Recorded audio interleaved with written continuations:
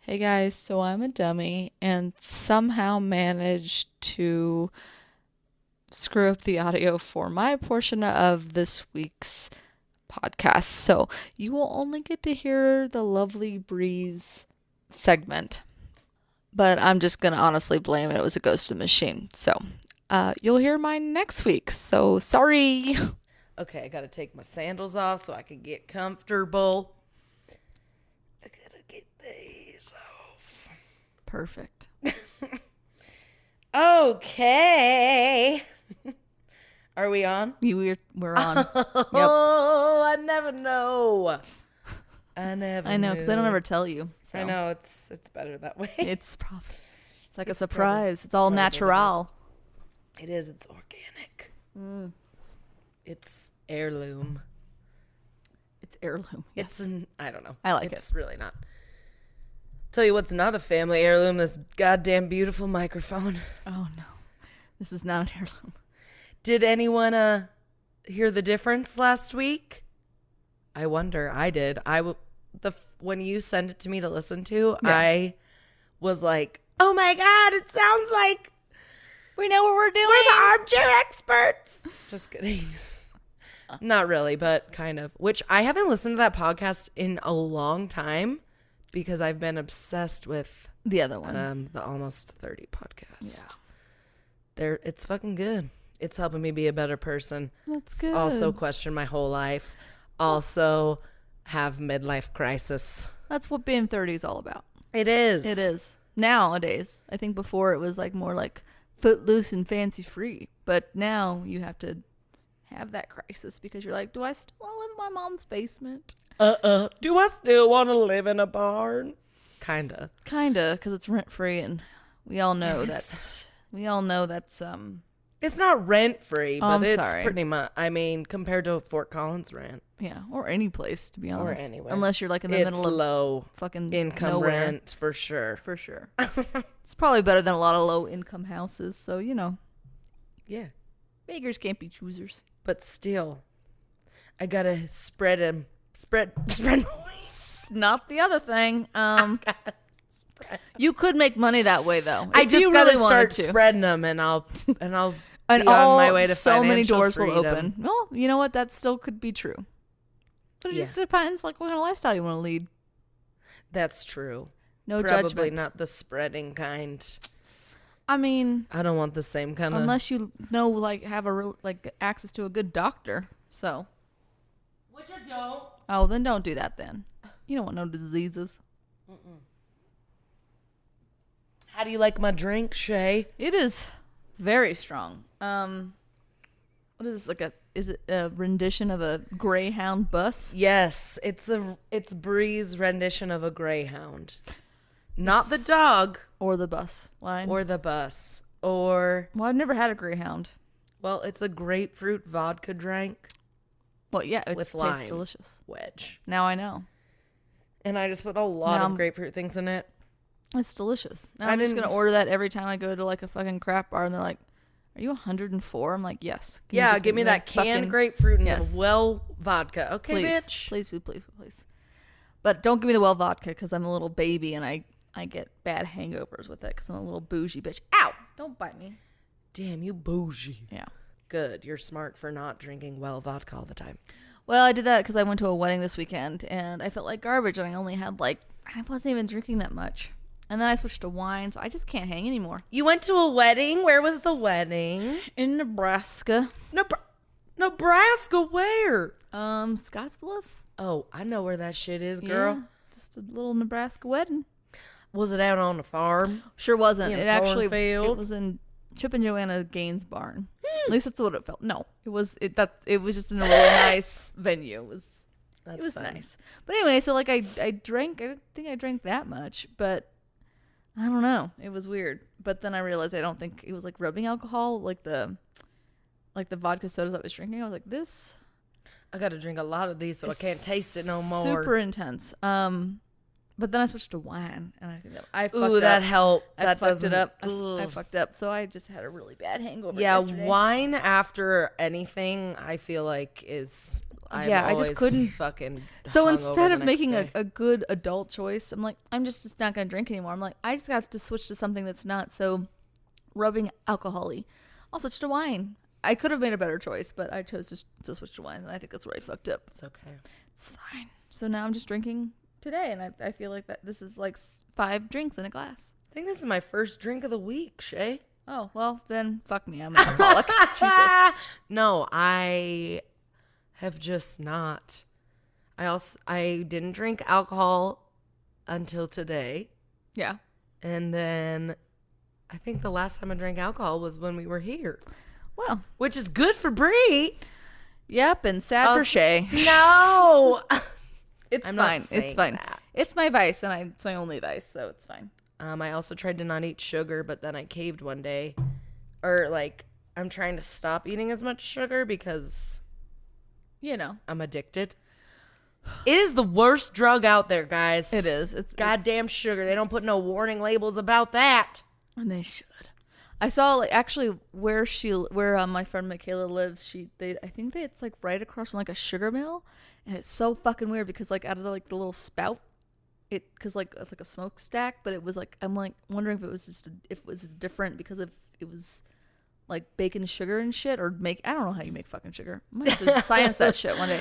But it was this little like halo of yellow, and I feel like that's what sugar would have looked like if it was like in smoke. It was really weird looking, very chemically looking, candy, kind of, yeah, stack. yeah. But it was like yellow. So I'm like, I wonder if it was just because it was like some sugar, The that was like caramelized sugar. something. It was weird, but it was like floating down really weird. Anyway, so we're drinking our giant shots because that's essentially what it is. Yeah, we're just sipping on huge. shots. Yeah, I already feel a little buzzy. Oh yeah, I do. I have For to slow down. That's a sure. sipper for sure. And how was your week? How was your week? It was good. I definitely have been feeling the growing pains of big 30. I've just been really doing some inner reflecting. That's what you do when you turn 30. I think that's what I have. Because I never have in my life. When I turned 30, I was like, do I really want to keep doing what I'm doing? And so then I switched some shit up, and I'm gonna switch it up again. That's fine. Yeah. There's nothing wrong with that. No, I think I And just it's always do that exciting constant and it's change. just really scary, and I need to get over it because I've always let fear drive me. Yeah. So at 30, like, what do you got to lose? Exactly. It's literally Just my time. life now. Now it's my fucking life. Just time. Exactly. You just have time to lose. Except that's the only precious resource. I know. Not the only precious resource, but it's something that we can't get back. No, but it's true. You might now or never. Better do it now than when you're anybody can do it. Even when you turn 40, you can fucking reinvent yourself. Even when you turn 50, you can reinvent yourself. But You can reinvent yourself. if you already every want to do it day. now, just fucking do it.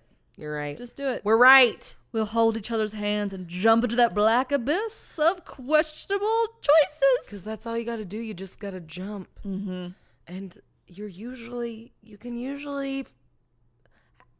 things will come your way. Yes. You just got to believe. You just got to let go and leap. Listen to your gut. You do. You'll be, as long as you do that, you'll be fine.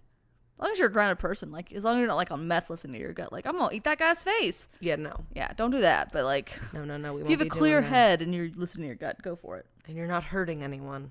Well, that's true too. You And you're can't like being be yeah. cutting people's ears off and being like, I just have to make this piece of Van Gogh's face made entirely out of cut off I ears. did have to refrain from cutting someone's ear off this week, but I think I'm doing good as a 30-year-old now. It's good. I'm That's what I feel like. That's what being kind of 30 is. Just a bunch of self reflection. I just doing have some- been feeling like, okay, I've been playing it safe. Yeah, I'm kind of And right I'm there ready. with you. I'm ready to make another jump That's because an- I did a year ago. I made a pretty fucking big jump, And it's been working out just fine. and it's been And I working made- out just fine. Yeah. Sometimes uncomfortable at times, but I'm like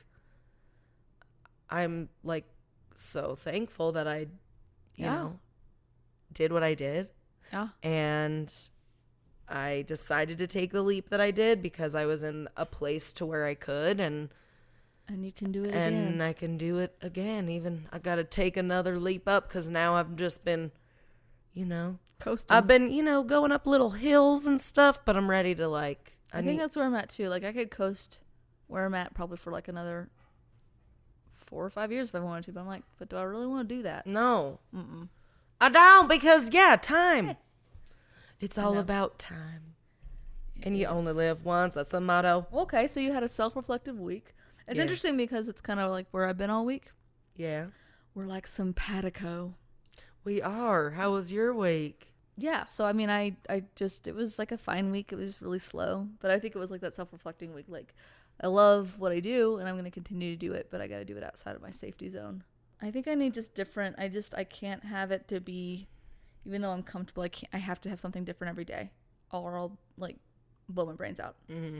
Like, so for massage, when I was just doing massage and working for working for somebody else, I think that wasn't what I was supposed to be doing. And then, like when I made the jump and like went back into TV, I was like, all right, this is good. Pay my little dues. It's all fine. And then, now I'm like, I just need to just get out of this little rut. Like, I don't know. It's inspiring in itself to be able to do that. And when you do it, it feels great. Yeah. As long as I'm it's successful fucking scary as fuck, though. It is. It's super scary. And but it's okay. It's okay. It could be scary. And that's fine. That's what life's all about. Yeah. We can't grow unless we're getting scared and just jumping and doing things and pursuing our dreams. I know. Sorry, Bunk. Yeah, so I'm going to not say anywho because I say that a million times. It's fine. A week. It'll be interesting because my little pop culture kind of touches on that. Oh, good. I know. Sweet. Well, speaking of that, you rolled what? Pop culture? Speaking of pop culture, what did you roll? Pop culture? Great. Perfect. Okay, yeah. bye. Okay, bye. See you later. Yeah. It's good. Speaking of pop culture, did you roll pop culture? Oh, so crazy. What did you roll? Yes, I rolled pop culture. I rolled food/cooking, but today we're talking food stuff. Oh, I like it. We need a little mix up. Mm-hmm. Sweet, sweet, sweet. I know, we haven't had those two top, well, we've had food, but yeah, we haven't had pop culture in a hot minute because we've been on crime and paranormal. I know, we got like stuck in this loop, this weird paranormal murdery loop, which I wasn't. What does it all mean? I wasn't super upset about it. So no. It's fine. No. I don't know why I like that kind of shit, but I do. But I feel like everyone does. It's interesting. It's creepy. It's weird. It gets you feeling things that you don't usually feel about things because you don't think about Makes the you crazy lock people your doors sometimes. an extra little bit tighter. And sage your house a little bit more. It's true. I've never saged my house. Have you? Oh my God, do it all the time. Yeah. I should need to do that. It makes it smell good. Maybe that's what I need to do. I need to sage my whole barn. Mm-hmm. It'll take you Meditate. 45 seconds. It will. Just go around in a circle. Sometimes I feel like it's more for like more like your state of mind. Mm-hmm. So it just clears your head. It just helps with the ritual. It gets you like more into what you're actually doing. Yeah. Yeah. It's a good ritual. It is. #meditation. Yeah. I tried meditating this week and it was nice. Calm your brain down? I did. And then I was focusing on my breathing for a little while and it felt really nice. And then like the more I was doing, it was for like literally 3 minutes probably. But who cares? But like the more I kept thinking about my breathing, like Yeah. I felt myself relaxing more and more. Yeah. And then I was Just doing it start. outside and then Nala came up and she was like, meow, meow, meow, pet me. Oh, So I was like, she I'm was distracted. No, she was sensing it. She was coming over and helping you out. Oh, she was. Oh, they like that kind of And shit. then I just pet her for a while, which was also therapeutic, meditative. There you go. She was like, I know you need my help because you're not going to do this by yourself for fucking 10 minutes. So I'll come sit over here and you can pet me, bitch. I like how she talks. She definitely doesn't talk like that. She She's like, does. she probably talks like a dainty little. Yeah. What does Nala talk like? Did you ever used to do that when you were little? Like, Oh my God, yeah. all the with your time. pets? Like, I always used to. Yeah, pretend. when I was little, Yeah, like now. not like I do that yesterday at all all. Oh, yeah, I do that all the time. Yeah. We have voices for all the animals and squirrels and stuff. What do you think Leroy's voice sounds like? Hitler's? Just kidding. Food 9. No, his Every His time he is bites like, you. "Ah." He's just like, I'm gonna fuck you up, Yeah. bitch. Like, what the fuck? He's Like just ice, like he's like fucking Ice Tea yeah, something like that. or Mr. T. He's like fucking, who is he? Or he's like Rex from Rex Kwando and Napoleon Dynamite. Fucking Starla. He could be Rex from Rex. What the fuck are you trying to do to me right now, huh? Are you trying to fucking pet me? Forget about it. Are you trying to feed me food because you love me? Forget about it. Oh, actually, he could be Rex. He's just like so angry for no reason. Yeah, Yeah. I like it. But then he's lovable though. He is. You know, he's super He's lovable. like, yeah, scratch my Oh my god, face. That feels the nice. best thing in the whole world is taking Leroy swimming. It is the fucking brings me Just more joy. joy than so many He's things. just happy. It's his He element. is so happy. He is so funny because like he's like afraid to go in if he just was like walking in. Right. But then he'll literally run and jump in and like go all the way under. Oh, this week though, he like did a little submarine move and went all the way under because he couldn't find the stick that we were throwing. Oh, damn. And he went all the way under the water and like plopped back up and like had a piece of grass in his mouth instead. And he's like, I found something. All right. Should Anyway. we jump into this? Yeah, that was a long intro of personalities. We'll be and cutting that down, so it's fine. Yeah, please. Okay. All right, let's go. Okay. Am I first? You're I know, I'm just kidding. week 75. Am I What first? episode is this? Episode 18? I think so. No, I think it's 18. Oh, it's 18. Oh, we better think about I know a we have field to trip. think about that because it's in a couple weeks. If anyone has any suggestions about a field trip, Oh yeah, shoot that's a 'em great our idea. way. Yeah. Shoot them our way, y'all. Do it. Okay, guys. So my topic this week was food. Drum roll, please. We're talking about the Michelin star system. Ooh, that's a good one. I know it is. I'm just kidding. If I can know. Basically, I titled it my Word document as "What the hell is a Michelin star?" I like it. I mean, I know, but I don't think a lot of people really know, and I didn't actually know the deeper I have meanings no of the idea. Michelin stars. I just know like each star kind of makes it more expensive. Kind of, in a way, yes. That's all I know. So yeah, I wanted to talk about that because I'm sure you hear about like, oh, this is a 2 Michelin star restaurant. This is a 3 Michelin star. This is a 1 Michelin star. It's like, what the fuck's a Michelin star, y'all? Yeah, that's fair. So that's what Enlighten I'm gonna talk to you us. about. So it basically, so Michelin, it's literally, Michelin tires, the Michelin Man. Yeah. It's literally the same company that the started fuck the up. Michelin star system. How do It's you not even do called the that? Michelin star system. That's just what I'm calling it. I call it a system because Tires and food because tires take you to food. Like why? right? I never why- got the correlation, but let me get to that. Perfect. So it started out with because the Michelin company started putting out these things called Michelin guides back in France in the 1900s. And so it was a series of guidebooks that were published by the tire company. It was to increase the demand for cars, and accordingly, car tire manufacturers, and the Michelin brothers published this guide for French motorists.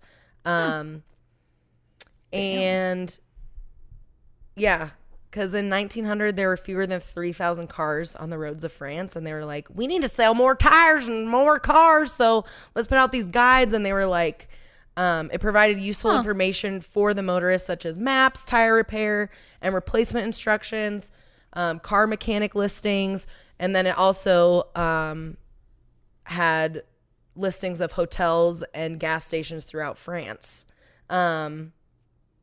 First of all, can you imagine living in a world where there was only like 300 cars in the country? Insane, right? Yeah, 3,000 cars on the roads of France Damn. in 1900. Now there's like, But I guess 3 that million. makes, sense. Yeah.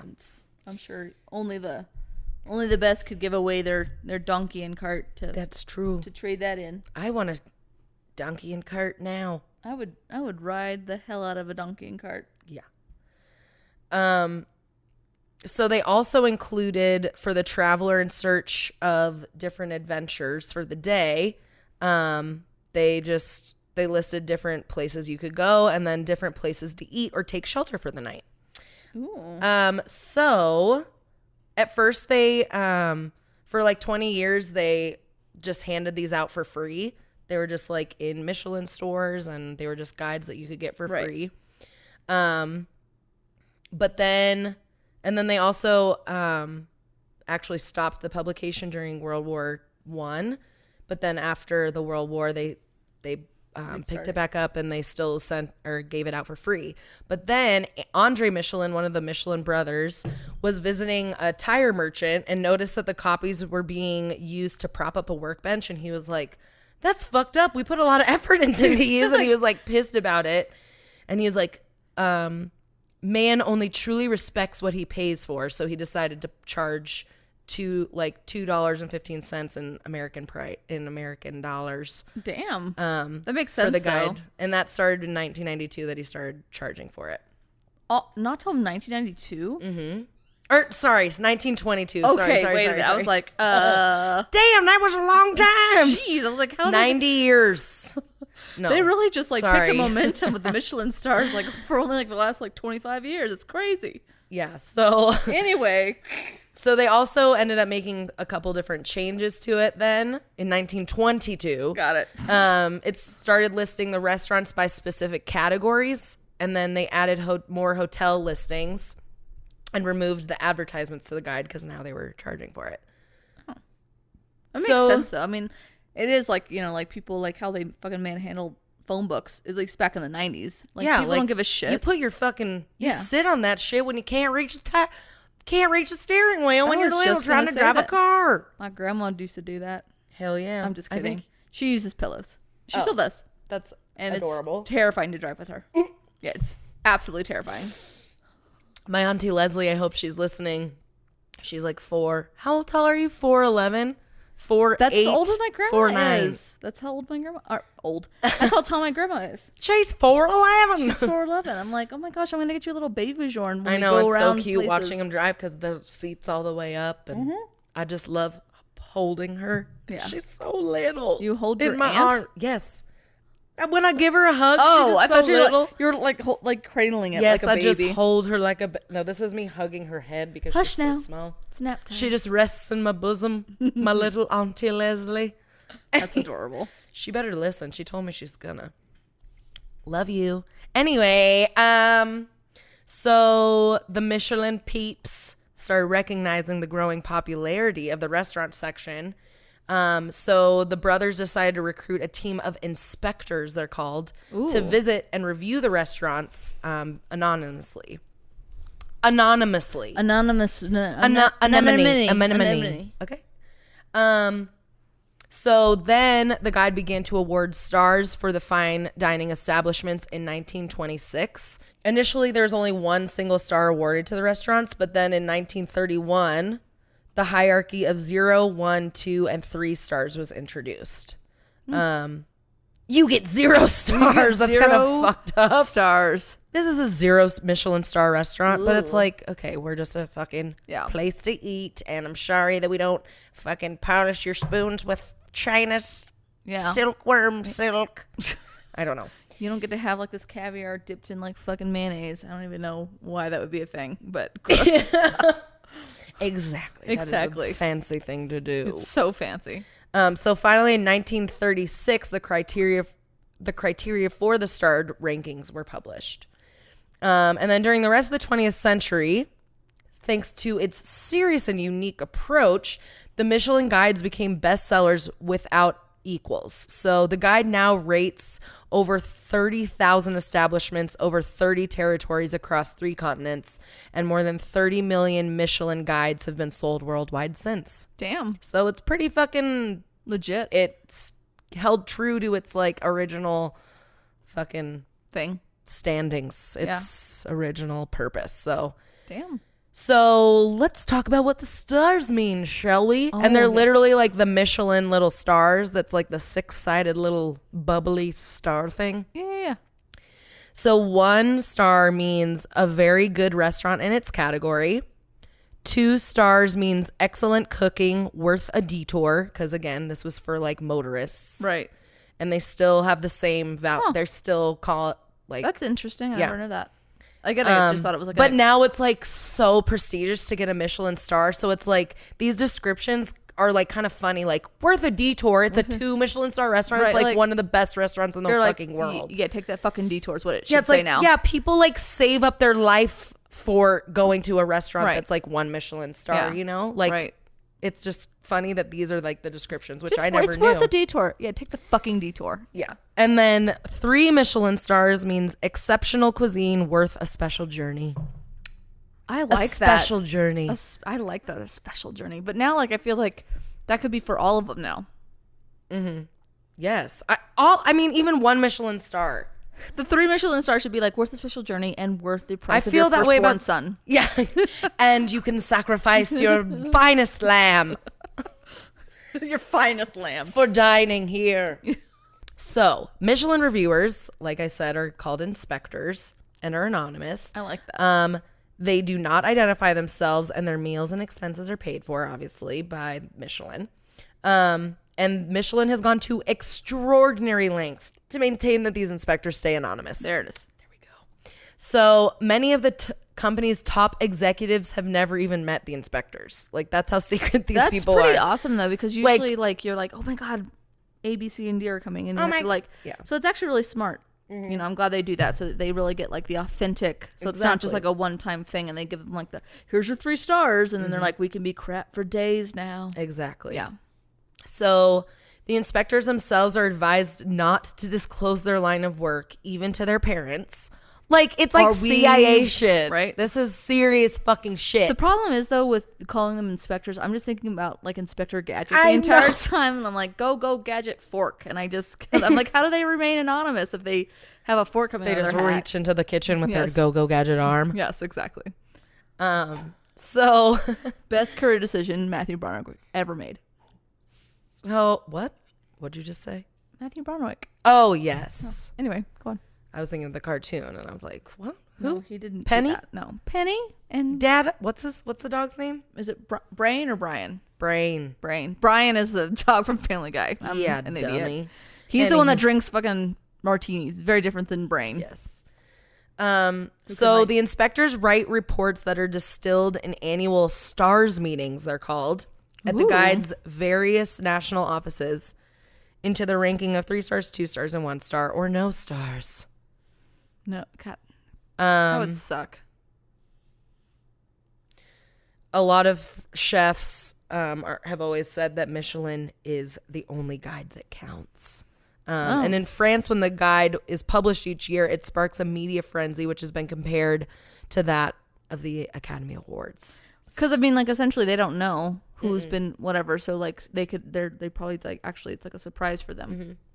And I think That's in all pretty the cool. regions, they have like special big events for like the announcements of it and stuff. That's or pretty like cool, though. award ceremonies for it. Like the restaurants are invited and stuff. I just made that up, so I don't know if that actually happened. But the things I read, because I read about the different cities, because it's not, you can't all like, it only depends on, you can only get a Michelin star if you're in a region that Michelin is. So like, there's no Michelin restaurants in Colorado because Michelin's not here, which is kind of fucked up.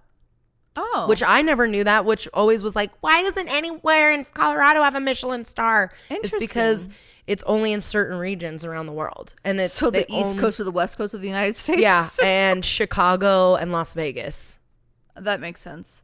But I'm it's like, surprised there's not any in Texas though, because we have some pretty good, amazing. yeah, restaurants. exactly. I know there's amazing restaurants everywhere now, but I mean, before then, I mean, back in the day too, like you don't think of, like I mean, it's like the food scene was not what it is now. No, absolutely not. I mean, there's obviously good restaurants, but like they weren't trying to strive for, you know, the excellence of these incredible French restaurants that, you know, started this whole. That makes way more sense why you find way more like extravagant restaurants experiences on the East West Coast, Chicago and Las Vegas. But if now- they have that status and they have that star, then they can kind of validate, quote unquote, having, you know, these ridiculous meals that cost $500 because they have that, you know, prestige. Yeah. Yeah. And they're doing things a little more exceptional than most places. Yeah. But yeah. But you're right though. People love that shit. So they love, saying that at their fucking cocktail party. Like, yeah, I went to like 3 Michelin restaurants like this year. It's no big deal. Whatever. I mean, I would like to do that, but I have yet to go to a Michelin star restaurant, but I will. You will. Just because it's unlike. Well, to me, like when we went to what was that place when Mackenzie came? We went to.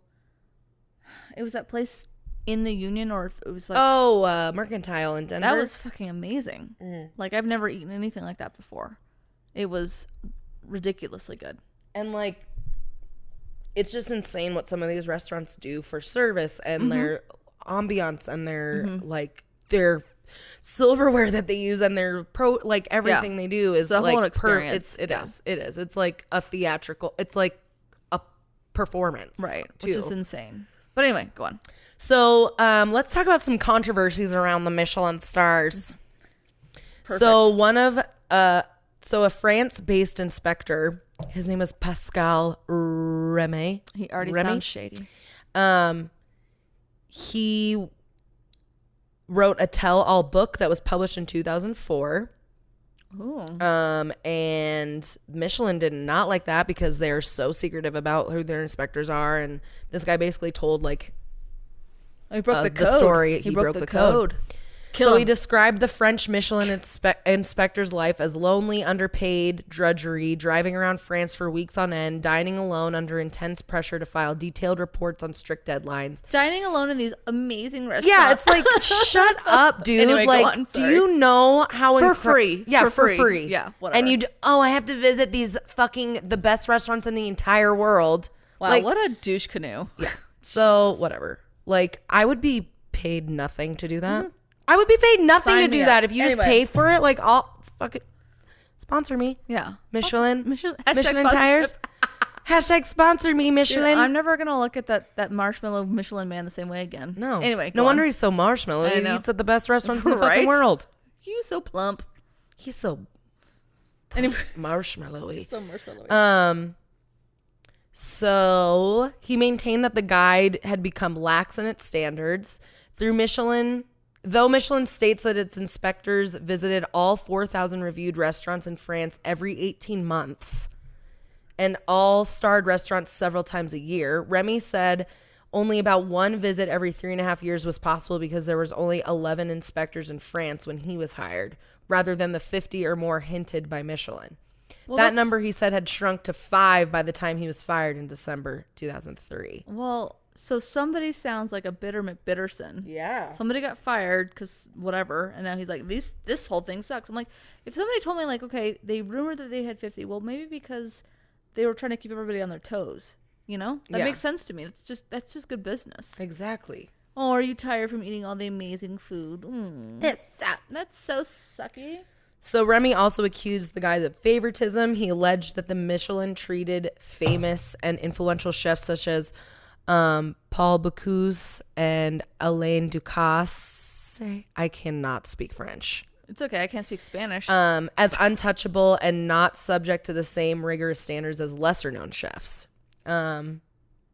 So that was just one guy that was pissed, and he actually ended up taking them. It was he like brought him to court. Jeez. And it was for unfair dismissal, but he was unsuccessful at achieving his. Well, I bet you he was probably like fucking displaying a bunch He of. sound like a disgruntled employee. Yeah, and that's he for sounds sure. like somebody who was like fucking got drunk at a fucking bar, and he's like, I'm gonna tell you everything about like the trade secrets. And they're like, rule number 1, please don't do that. And they're like, well, then that's grounds for dismissal. And he's like, that was unfair. Yeah. You guys are assholes. So another little controversy. Sorry, I scratched Scratch your nosy poo. something. So some non-French food critics have alleged that the rating system is biased in favor of French cuisine. What is it? Or French dining standards. The Guardian commented in 1997 that some people maintain the guide's principal purpose is as a tool of Gaelic culture imperialism. Gallic? Not Gaelic. I was like, Delete that. I was like Gaelic. That's like, not the it. Fucking Okay. When Michelin published its first New York City Red Guide in 2005, because mostly it was like in France and Europe. Right. Yeah. Stephen Kruntz of the New York Times noted that Danny Meyer's Union Square Cafe, a restaurant highly rated by the New York Times, Zagat survey, and other prominent guides, received no star rating from the Michelin. Kurtz also claimed that the guide appeared to favor restaurants that emphasized formality and presentation rather than casual approach to fine dining. He also claimed that over half of the restaurants that received 1 or 2 stars could be considered French. So everyone just thought, like back in, I feel like it's a lot different now. Like a lot of the winners are still French, but there's also a lot of French and Japanese, like is the dominant Like who gets restaurants the stars? that get stars, but they I'll talk a little bit about who got stars this year, and it kind of goes across the board, so that's cool. And then another little controversy is some restaurateurs have asked Michelin to revoke a star because they felt it created undesirable customer expectations or pressure to spend more on service and decor. So one place, Casa Julio in Spain, after receiving a star for a perfumed cuisine in 2009, the restaurant chef Julio Biosca felt the award was granted to dishes that he did not like and restricted his creativity and tried to remove his star in December 2013. Jesus. You know what? I don't want it. Yeah. But like I can understand that because it's like, I mean, I can and I can't. Like that's an incredible honor. Like wow. But also it's like fuck. Right. Now is it going to be like if I don't have those, you know, if I want to change the menu and these things that were rated, you know, high and people are going to get mad if I take them off the menu or, you know, so like I totally understand that way. Yeah. Another restaurant that wanted to take their star away was a place called Nurseries Cafe in London. And after receiving a star in 2011, the founder and chef Sky Gingell. Wow. All right. That's how you pronounce it. Sure. Received complaints from customers expecting formal dining, leading to her attempt to remove the star and subsequent retirement from the restaurant. Oh, that's sad. She has now said she regrets her remarks and would welcome a star. So how does one get a star, do you ask? Sucking dick? They suck the dick of the inspector. Yes. And they're like, I don't know who you are. Like, that's what this bag's for. That's the first criteria. No, there's actually real criteria. So it's the quality of ingredients used, mastery of flavor and cooking techniques, the personality of the chef in his cuisine, value for money, and consistency between visits are the 5 criteria. The restaurant inspectors don't look at the interior, decor, table setting, or service quality when awarding stars. Those are actually indicated by a different symbol system. They're like a fork and a spoon. What? But when they're just giving someone a Michelin star, it's not based on like the decor, the service, anything like that. It's just about the food and like the menu and the consistency. Well, that's kind of cool though. Yeah. So it's like, this is legit, but it seems to be, that has a little bit of, I mean, most of these restaurants that are winning these are like the fanciest restaurants. Right. They're not the ones that have like rats crawling across the floor or anything. Well, definitely not. But it's, I think a like food stall kind of type restaurant in, I think it's Korea or Japan actually got a Michelin star. That's pretty cool. And then the guy, I'm pretty sure Hero Dreams of Sushi. Have you seen that on Netflix about the little man that he's like 85 and he owns a sushi restaurant in the subway? He has a Michelin star, I'm pretty sure too. And that's he pretty badass. has a sushi restaurant in a subway, but it's like the best sushi you could ever fucking have in your whole life. And he still works the line and he's like 90 years old. Dude, Hero Dreams of Sushi. Go watch that if you guys haven't. It's incredible. Go. Anywho. Field trip. Yeah, my job. Is that for our next episode? I know, right? Like, we gotta go. Episode? I gotta book those plane tickets. You gotta go to Japan, or let's go to Las Vegas to go see Lady Gaga. Okay, that's fine. Okay. So Michelin. So each type. Oh, I have a question. Yeah. When you get like a Michelin star, do you get free tires for life? Does the restaurant? You know what? They should. They should fucking That's put some that bullshit. in there. That's Yeah. a good little bonus. They should. Anyway, go on. So each time the reviewer goes to a restaurant, they write a thorough memorandum about their experience, and then all of the reviewers come together to discuss, and then they decide on which restaurants will be awarded the stars. Okay. Nice. And that's how they decide. nice. So you got to use products that are fresh, seasonal, and local. You have to make sure you have your technical skills honed in. They're looking for high-end dishes that are prepared perfectly pretty much every time. They also are looking for people that create, or restaurants that create a kitchen environment that has higher standards and places an emphasis on discipline. And then So they make sure there's like a whip in the corner of the walk-in or something. exactly. Perfect. They make sure you Noted. are fucking keeping your people in line It's good. with force. It's good. It's good. And then the other main thing, which I never knew, was you have to make sure you're within the coverage area for Michelin. Right. It only awards stars to restaurants located in certain regions. That's In still the so United crazy. States, this is limited to restaurants located in New York City, the Silicon Valley, San Francisco, the East Bay, and Wine Country, Los Angeles, Chicago, and Las Vegas. That's it. Yeah. So that's why not even a interesting. port, not Washington, not For like, as prestigious as that star is, that it only. I mean, That that's it like- only- that's a that's not handful of fair. regions. Yeah, That's exactly. insane. Anyway. So, Wow. which for me, now that I found that out, it makes me you've heard of James Beard, right? The James Beard Awards, and that's another so. prestigious award you can get as a chef, but they cover everything, and also it's not there's James Beard Award winning casual dining restaurants because they pretty much meet all those requirements. But I just feel like they're able to they're doing it all over the world, all over the Right. country, Yeah. instead of just in these specific regions. Right. So I feel like in a way, because I feel like there's definitely restaurants in Colorado too. Like Frosca doesn't have a Michelin star. I always I don't know what that never is. got that. Frosca's a restaurant in Boulder. It Oh. actually won the James Well, a lot Beard of Award. shit in Boulder is prestigious as fuck. And there's places in Denver and places in Aspen and stuff. Vale, all those places. So Oh my gosh. I mean, they might need to it's spread their kinda- wings a little. I'll that's- work for you guys in Colorado. Let me know. That's if you need true. if you need a worker. That's true, but I mean, it's I guess that makes sense though. When I hear some of the stories that are it's kind of almost a backlash sometimes with the Michelin star. They get to do whatever the fuck they want, and it's they don't have that. They don't have that pressure. Exactly. Also, I found out you can request an inspection, but mean, they that won't. makes sense. They'll come within 2 years. Yeah, they're we'll get back to you. Take a But number. I guess you can go online and be like, can you see if my restaurant? You can actually request one. I don't. Which that makes sense though. Yeah. But again, you just and maybe that would push somebody to work their hardest and be the most creative, and you just hope that they get to you in that 2 years. Yeah.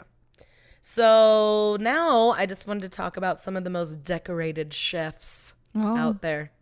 So decorated. So the first highest Michelin star chef, his name is Joel Robuchon, which I'm sure you've heard of. No.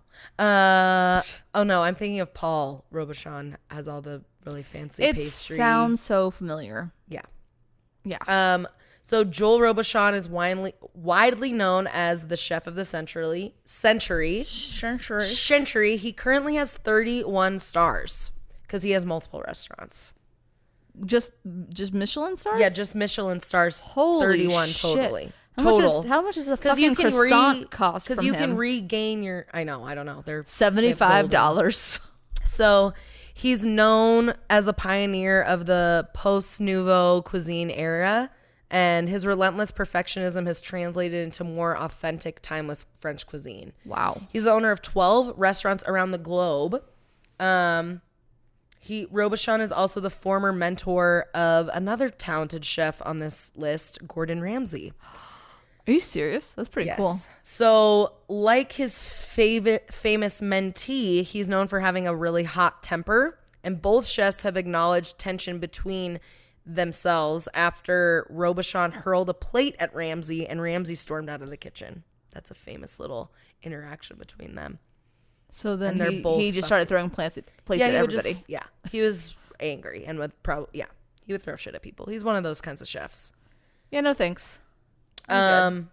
The next guy who has the Eat his second donut. That's fine.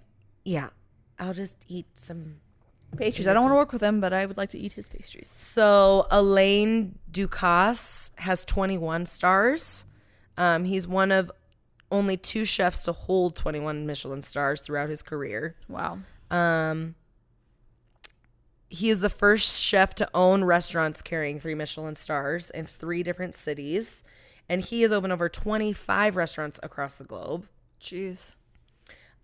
Here we go. Gordon Ramsay has 16 stars. I didn't know he had that many. That's actually pretty impressive. Yeah, so he's a Scottish-born chef. He's attached to 17 restaurants globally. And his signature restaurant Gordon Ramsay in Chelsea, London, has held 3 stars since 2001. Field trip. So, like, you can get your stars taken away. Like, if you have a 3-star restaurant one year, like, you can be like, oh, you're not a 3-star restaurant the next year kind of thing. But since 2001, he's held that? Yeah. That's kind of incredible. Recently, Ramsay was tied with Beyonce as the 34th highest earning celebrity in the world. What? Speaking of Beyonce, I made Chris watch Homecoming, and he almost got through all of it. And but then we had to change it because I was watching it for a long time. What? Anyways, Chris almost so he had to like go water some stuff, and I like paused it, and then when he came back, I like played it. But he didn't finish the whole thing, but he watched pretty much almost all of it. But did he like me. it? I think he did. He enjoyed it. He was entertained. Good. And I was like, good boy. But I'll change it even though there's 25 minutes left. Fine. Anyway, speaking of Beyonce. Well, that makes him nice. Back to the Michelin stars. So speaking of losing Michelin stars, Gordon Ramsay lost some Michelin stars. Bet you those people got fired. He cried. Yeah. Did he really? Yeah, he cried. And he said it was like losing a girlfriend. But it was his restaurant Savoy Grill, and it's located in one of London's most iconic hotels, the Savoy. And yeah, he lost some Michelin stars at that restaurant, and he cried. Wow. Good job, Gordy. Damn. I'm sure you've heard this name, Thomas Keller. Mm-hmm. He has 7 stars. And he's a widely celebrated chef in America for his French-style cooking. He's even made a good name for himself in France. Good job, little Tommy. Good job. Keller's 3-star establishment, the French Laundry, which is one of his 5 restaurants, celebrated its 20-year anniversary, and on 2 occasions was deemed the best restaurant on the planet. Damn. Yeah, he's a bad boy. Let's talk about some ladies now, because now we have some ladies on the list. Carme Ruscaleda. She's a Catalan chef. Catalan? Where's that? I don't know. Catalan. Lanolin? Lalalunin? Catalona. That's in Italy, right? Sure. Catalonia? Sure. Oh, I'm stupid. It's in Spain, guys. Sorry. I'm sure all of you knew that. I didn't. Catalonia. Catatuga. So she's a Spanish chef, and she's the only 7 Michelin-starred female chef. What, girl? Get it! Whoa. She owns 2 restaurants, Sant Pau in Barcelona and Sant Pau de Tokyo in Tokyo. Get it? Anyway, Yes, it's great. It emphasizes seasonal products and traditional Catalan cooking. Right. And it's a hearkening back to her childhood on a Spanish farm. So she grew up on a beautiful Spanish farm in Spain. How fucking beautiful is that? She is a perfectionist, and saying upon receiving Michelin's highest honor of 3 stars for her restaurant, she says she still has not reached the top. Here's another lady, Anne Sophie Pic, I believe. She's the 4th French female chef to ever earn 3 Michelin stars. She's the world's 50 best restaurants, the world's 50 best restaurants named her the best female chef in 2011. Damn. Interestingly enough, this French chef had no formal culinary training when she assumed the leadership of her family's restaurant called Maison Peak after her father's death, not her family. I was like, what happened? In 1997. Wow. So her food is basically celebrates her family's lineage from Valence, France. That's pretty cool. Yeah. And then another lady representing the ladies like is Nadia Santini. She has 3 stars. And she's an Italian chef, and she believes that quality comes from cooking for the individual. And she says that it is impossible to run a kitchen that serves 100 people. I can't give my heart to a dish if I'm cooking for more than 30. Yeah, girl. I love that. That's because amazing. when I own a restaurant, it's like, yeah, Quality, I not completely quantity. Exactly. Absolutely. Like, I want to be able to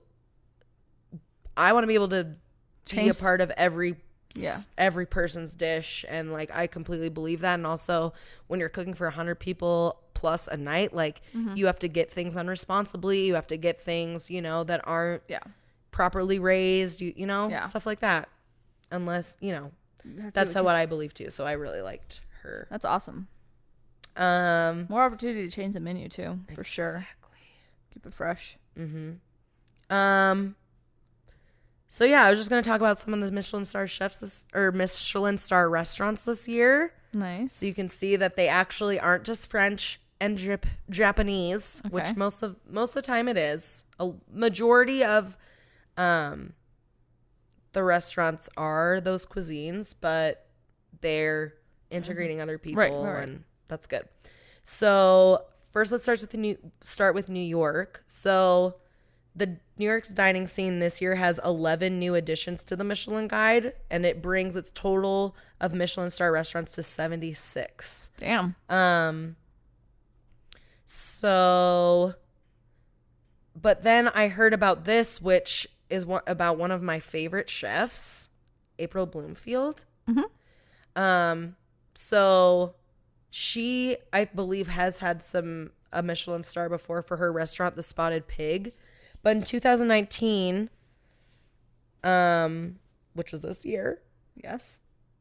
the chef behind The Spotted Pig, now notorious for a long list of Me Too allegations, is no longer on the list. No. And the restaurant lost its Michelin. Oh, she had a Michelin Bib Gourmand recommendation, which was like just like under like the Michelin stars. But she's one of my favorite chefs, so I just wanted to talk about that. Damn. But because she has a bunch of Me Too allegations for mistreating people in the kitchen, I guess, which She a little fondly? I guess so. So some of the 3 Michelin star restaurants in New York, there were 5 of them this year. Wow. One is 11 Madison Park, which I don't know if you've ever heard of that, but they make beautiful food. They have a cookbook that is like an art gallery cookbook. It's one of my favorite cookbooks just to look at. Their food is beautiful. So 11 Madison Park. Per Se is also another one, which is one of Thomas Keller's restaurants. And a little fun fact about Per Se, and a little shout out to local fucking Front Range, Colorado. The chef and owner of Chimney Park Bistro in Windsor was the opening sous chef of Per Se when Per Se opened in New York City back in the day, in the 90s. But the opening sous chef, he like worked there for a while, and then I don't know his fucking life story, but he ended up opening a restaurant in Chimney Park or in Windsor, or taking over the restaurant, and that's like one of the most prestigious restaurants on the Front Range is Chimney Park Bistro. It is. Yeah. Little fun fact. Tucked away in Windsor. Yes. So some 2 Michelin star restaurants, Aquavit, which is Nordic cuisine, Oscar, which is Swedish American cuisine, Ko, which is a restaurant owned by David Chang, who made Momofuku, which is, we made those Sam's the other day. His restaurant made the list of 2 Michelin stars. And that restaurant is, from what I gather, it's like kind of like whatever he wants to do. Like it's everything. That's pretty influenced. It's not just Korean. It's not just American. It's not just French. It's everything. So some 1 Michelin star restaurants, Blue Hill, which is Anyway, Blue Hill, which is like a restaurant in New York. They have their own farm. They have all the Nice. They're on the chef's table. An Italian restaurant made it. A Chinese restaurant called Cafe China. And then this other restaurant called the River Cafe, which blends American and international style. So it's kind of like just modern cuisine at its highest level. Nice. So in LA, the Michelin Guide returned to LA for the first time in nearly a decade. Wow. And LA, like I'm a lot more familiar with Los Angeles restaurant scene than I am with like New York. Right. Just because I've been in LA a lot Right. more, and I've just been like, where should I go to eat? Right. But the Michelin's international director praised the state for its culinary diversity and agricultural bounty. And she said that the inspectors have been impressed with the way these chefs have been able to take local ingredients and use them in their own unique ways, which California is New York also has a great like produce and like farming scene. And obviously California does too. Like you can grow everything there all the time. Right. I was actually just talking to one of my best friends, Annette. I think I talked about her last week too, but she's in New York City right now, and she was saying where she's staying, there's a farmer's market every other day. Damn. How beautiful is that? It sounds very romantic comedy-ish. It sounds perfect. But despite an increased emphasis on fine dining in and around the LA area, there were no new 3-star restaurants anywhere in California, which some people were kind of like pissed about. But right. And then they were also saying in this article I read, I think it was Eater LA, that some of the city's most popular restaurants weren't even considered, like Republique, Bavel, Bestia, Felix, and some other restaurants that they were like for sure thought they would get a Michelin star and didn't. And then in Chicago, some restaurants that got Michelin stars. The first brew pub to be awarded a star was Band of Bohemia, and that's in Chicago, so that was pretty cool. A farm-to-table restaurant in Lincoln Park called North Pond made the list. And Alinea, obviously, if you guys have heard of that restaurant, which is a world-renowned phenomenon. Grant Atchis' Atchis, I can't say his name either. His restaurant. It retained 3 stars after its renovation, reopening, and chef change even. So damn, he obviously left it in good hands. So that's pretty cool. And then if you guys know Andrew Zimmern, he has a restaurant, and it's called Sepia, and it has 1 star. And then there was Topolobampo, which is Rick Bayless's Mexican fine dining restaurant that made the list. Yeah. So there's a little variety this year and in the United States, and yeah, that's the Michelin star rating. I like it. Info. Now I know. I definitely learned a lot about it. I did. I didn't know that they were sponsored by tires. That's pretty awesome. Yeah, that's so random. It's super random. I didn't know about that till like a couple of years ago. Like I always knew about Michelin star ratings, I learned it but today. Years old. Today. But yeah.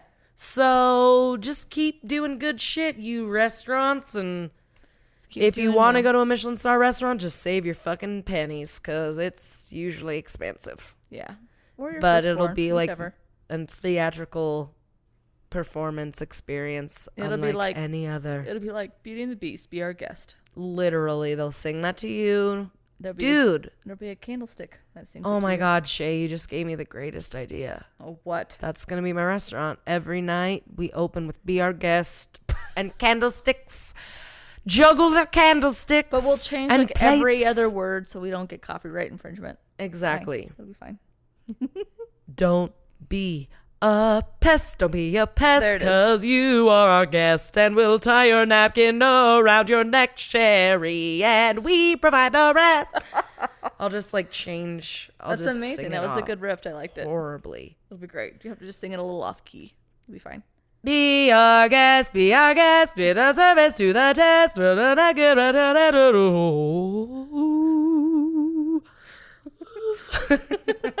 Hey Hey guys, just wanted to again apologize on behalf of the ghost. We'll see you next week with a probably slightly longer episode. Okay, bye.